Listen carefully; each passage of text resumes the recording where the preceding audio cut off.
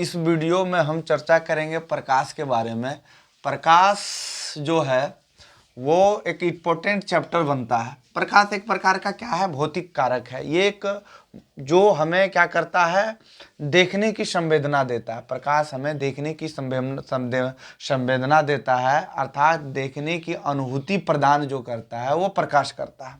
प्रकाश का एक और क्वेश्चन आता है कि प्रकाश अपने आप में स्वयं अदृश्य है और स्वयं अदृश्य रहते हुए भी इसकी उपस्थिति के कारण ही हम किसी वस्तु को देख पाते हैं। प्रकाश की उपस्थिति कारण ही हम वस्तु को देख पाते हैं। तो हम इस विषय में प्रकाश के बारे में चर्चा करेंगे कि प्रकाश क्या है। तो सबसे पहले जानेंगे कि जो सिंपल है, जब निम्न क्लास में हम जब देखते हैं कि प्रकाश के बारे में कहा गया है कि प्रकाश सरल रेखा में गमन करता है। क्या करता है? सरल रेखा पर गमन करता है। प्रकाश सरल रेखा में गमन करता है, अर्थात सीधी रेखा में गमन करता है। ये सरल रेखा में गमन करने के कारण ही प्रकाश जो है छाया को बनाता है। क्या बनाता है? प्रकाश जो है छाया को बनाता है। इसमें प्रकाश में जो है छाया बनते हैं। सरल रेखा के कारण ही प्रकाश में जो होते हैं वो छाया का निर्माण करता है। उसके बाद दूसरी बात है कि प्रकाश जो है कणों से मिलकर बना है, कणों से बना है, कणों से बना है। ऐसा बात जो है न्यूटन कहा था। किसने कहा था? न्यूटन ने कहा था। न्यूटन ने कहा था कि प्रकाश जो है कणों से मिलकर बना है। उसके बाद दूसरी बात है कि हाइजेन ने कहा था कि प्रकाश जो है एक प्रकार का तरंग है। क्या है? तरंग है। तो क्वेश्चन आता है कि प्रकाश कौन सा तरंग है? तो प्रकाश जो है, और तरंगे दो प्रकार के होती है। एक अनुप्रस्थ तरंग होता है और दूसरा तरंग होता है एक अनुदैर्घ्य तरंग होता है। एक होता है अनुदैर्घ्य तरंग, अनुप्रस्थ तरंग और अनुदैर्घ्य तरंग होता है। ये दो प्रकार के तरंगे होती हैं। अनुप्रस्थ जो तरंग होता है वो निर्वात में भी रहता है। अनुप्रस्थ तरंग जो है निर्वात में भी गमन करता है। अनुदैर्घ्य तरंग के लिए माध्यम का होना जरूरी होता है, इसलिए ध्वनि जो होती है वो अनुदैर्घ्य तरंग है। अब प्रकाश एक प्रकार का अनुप्रस्थ तरंग है, क्योंकि ये निर्वात में भी गमन करता है और माध्यम में भी गमन करता है। तो तरंगे दो प्रकार की होती है, अनुप्रस्थ तरंग और अनुदैर्घ्य तरंग। तो प्रकाश जो है हमारा क्या है? अनुप्रस्थ तरंग है। प्रकाश हमारा क्या है? अनुप्रस्थ तरंग है। दूसरा बात है कि यंग जो एक थे, उन्होंने बोले थे, यंग का कहना था कि प्रकाश जो है व्यतिकरण रखता है। प्रकाश क्या करता है? व्यतिकरण रखता है। प्रकाश में व्यतिकरण होता है, ऐसा कहा था। लेकिन अभी के डेट में हम आधुनिकीकरण के बात बोला जाए कि आधुनिकीकरण के बात में बोला जाए, आधुनिकीकरण के बारे में बोला जाए, आधुनिकीकरण के अनुसार हमको देखा जाए कि प्रकाश क्या है। ये तो वैज्ञानिक है, लेकिन आज का आधुनिक जो बोला था कि प्रकाश जो है तरंग भी है और क्या है? कण भी है। तरंग है और कण भी है। यहाँ तक आ रहा है ना? तो प्रकाश जो है तरंग भी है और कण भी है। हाँ, तो बहुत अच्छा है। तो प्रकाश तरंग भी है और कण भी है। ये दोनों का ये जो है मिश्रण है।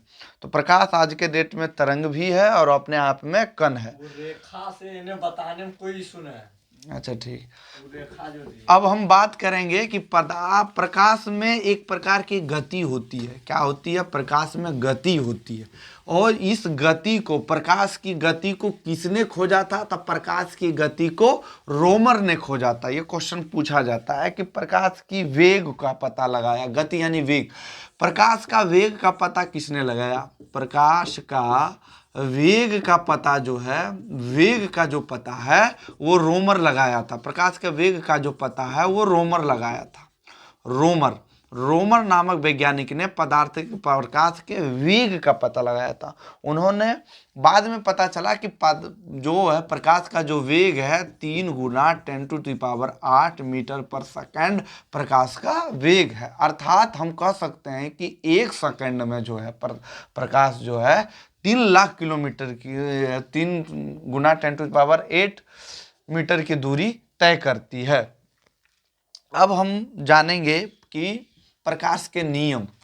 प्रकाश के जो नियम है, जब प्रकाश गमन करने के दौरान, जब प्रकाश अपने आप में गमन करता है, गुजरता है, तो गमन करने के दौरान पदार्थ जिन जिन नियमों का पालन करता है उसे हम क्या कहते हैं, प्रकाश का नियम कहते हैं। तो प्रकाश के दो नियम है, एक परावर्तन के नियम है, एक अपवर्तन के नियम है। तो प्रकाश के जो परावर्तन के नियम है, जब प्रकाश प्रकाश के जो परावर्तन के नियम है, इधर अपवर्तन के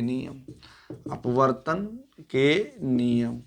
तो जब प्रकाश जो है गुजरती है, जो प्रकाश गुजरने के दौरान, जब प्रकाश अपनी सरल रेखा में यानी सीधी रेखा में गमन करती है, तो सीधी रेखा में गमन करने के दौरान जब प्रकाश जब किसी सतह से टकरा जाती है और टकरा जाने के कारण फिर उसी दिशा में लौट जाती है, तो ऐसी घटना का प्रकाश का परावर्तन कहते हैं। लेकिन जब स्थिति में प्रकाश जो है अपने पथ से जब सीधी रेखा में गुजरती है और गुजरने के दौरान किसी माध्यमों में वो क्या होती है, माध्यमों से वो गुजर जाती है, मुड़ कर गुजरती है, मुड़ना पदार्थों का मुड़ कर गुजरती है, तो ऐसे स्थिति में प्रकाश का अपवर्तन कहते हैं। जब प्रकाश गमन करने के दौरान वो लौटने की घटना को बताती है तो उसे प्रकाश का परावर्तन का नियम कहते हैं। तो प्रकाश का परावर्तन का नियम किसे कहते हैं, जब प्रकाश गमन करने के दौरान या गमन के संदर्भ में वो टकरा कर फिर उसी दूसरा दिशा में लौट जाना प्रकाश का क्या कहलाता है, परावर्तन कहलाता है। प्रकाश का परावर्तन में जब किरणें आपतित होती है, जो पढ़ने वाली किरण होती है उसको आपतित किरण कहते हैं, पढ़ने वाली किरण को आपतित किरण कहते हैं, लौटने वाली किरण को परावर्तित किरण कहते हैं, परावर्तित किरण कहते हैं, लौटने वाली किरण को परावर्तित किरण कहते हैं। इसके बीच में एक लंब बनाता है जिसको अभिलंब कहते हैं। यहाँ पे एक आई कोण बनता है, यहाँ पे एक आर कोण बनता है। ये आपतन कोण होता है, ये आपतन कोण होते हैं, ये परावर्तन कोण होते हैं, ये परावर्तन कोण होते हैं, ये आपतन कोण, ये परावर्तन कोण होते हैं। और यही प्रकाश का परावर्तन कहलाता है। प्रकाश के परावर्तन के दो नियम हैं। पहला नियम है कि ये आपतित एवं परावर्तित जो किरणें हैं, किरण और अभिलंब सब एक ही तल में होते हैं। क्या होते हैं, एक ही तल में होते हैं। इससे हम क्या कहते हैं, प्रकाश का परावर्तन के नियम कहते हैं। प्रकाश के परावर्तन का दूसरा नियम में कहता है कि कोण आई बराबर जो होता है कोण आर होता है। प्रकाश के अपवर्तन के नियम में क्या होता है कि ये पहला नियम होता है कि आपतित किरण और परावर्तित किरण और आपतन बिंदु पर डाला गया लंब एक ही तल में होते हैं। यहाँ पे जो दूसरा इसका नियम होता है वो साइन आई बटे साइन आर होता है, साइन आई बटे साइन आर होता है। साइन आई बटे साइन आर को हम स्नेल का भी नियम कहते हैं। क्या कहते हैं, स्नेल का नियम कहते हैं, ये स्नेल का नियम कहते हैं।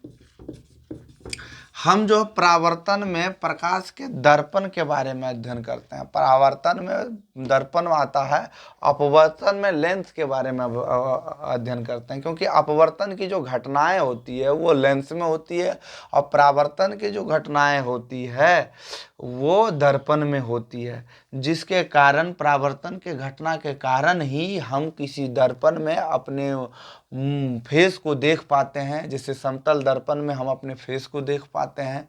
परावर्तन के कारण ही बंकर जो होते हैं, बंकर का यूज किया जाता है।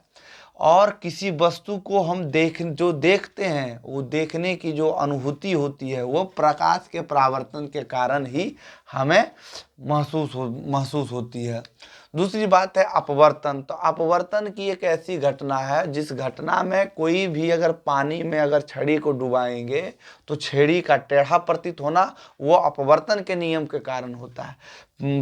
पानी में सिक्के को अगर डुबाते हैं, किसी बाल्टी में सिक्के को डुबाते हैं और सिक्का का ऊपर उठा हुआ प्रतीत होना, यह अपवर्तन के नियम के कारण होता है। तारों का टिमटिमाना, ये भी अपवर्तन के नियमों के कारण होता है। अन्य जो अनेक क्रियाएं जो होती है वो अपवर्तन के कारण ही होता है।